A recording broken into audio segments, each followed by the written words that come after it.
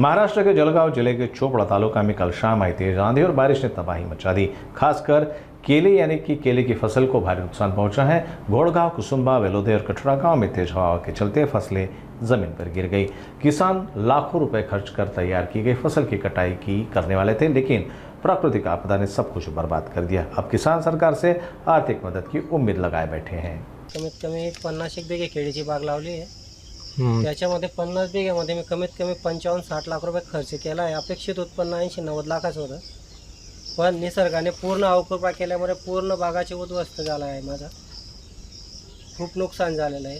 आता शेतकऱ्याने मरावं का जगावं का आत्महत्या करावं हा पर्याय उरला आहे। इतकं वाईट दिवस आहे, इतकं नुकसान आहे सर, केळीचं डोकं काम देत नाही। एवढा खर्च करून आम्हाला 1 रुपयाची शाश्वती नाही। एकाकडे भाव राहतो तेव्हा माल राहत नाही, माल आला तेव्हा निसर्ग अवकृपा करतं आणि आणखी परत व्यापारी इतकं हाल करतात विचारून